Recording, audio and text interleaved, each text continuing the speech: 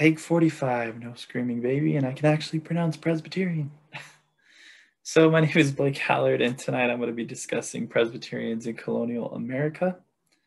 Before I jump into it, I want to say why I chose the Presbyterians. I kind of feel like they're like the bad boys of early colonial America, and that's intriguing because they go against the grain, and I love it because they stand out. They're unique.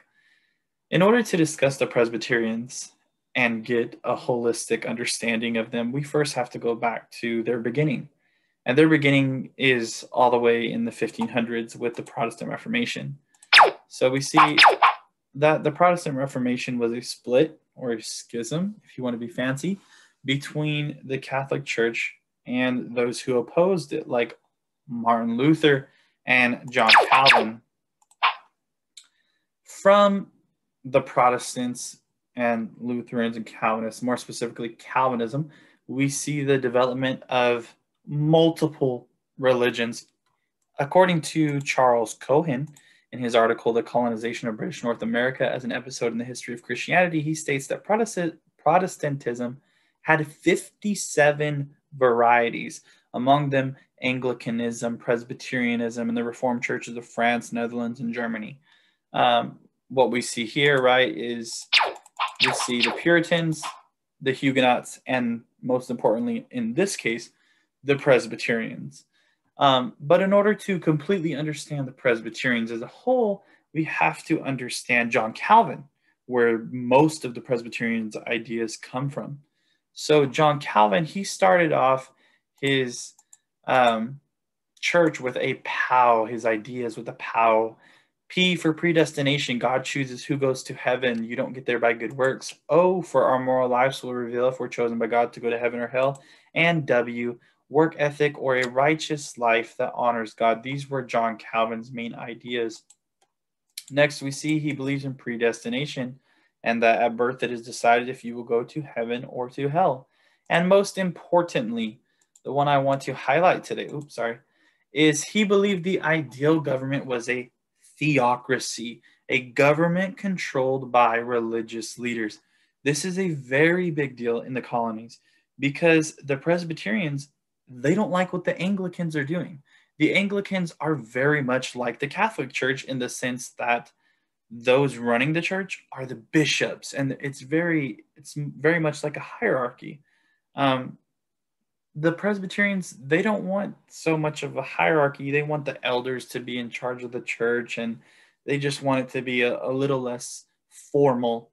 And so they just want to enjoy their religion and focus on God rather than focusing on, I guess you could say, the politics of religion. One of my favorite ministers from what we've learned so far is Samuel Davies. And Samuel Davies is considered the father of Presbyterianism in Virginia. What I enjoy so much about Samuel Davies is that although he is not the shining example of Presbyterianism, he is a shining example for what Presbyterianism, or in fact, most religions should be. And that is welcoming. We see, according to Roger Schultz in his article, A Christian Civil Order, Religion, Republicanism, and the American Founding, that most of the Presbyterians in Virginia were dissenters, and they maintained a vigorous struggle for religious liberty. And what we see is that Samuel Davies, he offers that same religious liberty to slaves, which I find to be so beautiful during this time and so beautiful for Presbyterianism, is that he opens the door for religious liberty to not only be experienced by a white person, but by a slave who wants a sense of freedom. I'm not saying Samuel Davies was perfect because he didn't try to end slavery. He didn't speak out against, masters owning slaves. He didn't do any of that, but he worked with slaves to help them learn how to read and write and understand the Bible. According to Thomas Kidd, In the Encyclopedia of Virginia, one of our previous links we looked at in class, it says Davies gave special attention to slaves within his circuit of Presbyterian congregations. And by 1755, he had baptized about 100 of them, and 300 or so regularly attended his meetings. And it goes on to talk about how Davies began to let slaves come to his house early or late at night, early in the morning, and just begin to sing hymns and, I guess you could say praise God in his house, which was very uncommon.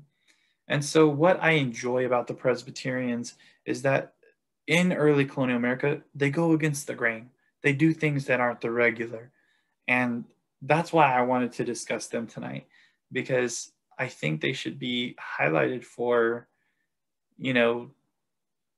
well, I wouldn't say Presbyterians as a whole, but some of them should be highlighted for their bravery to go against the grain.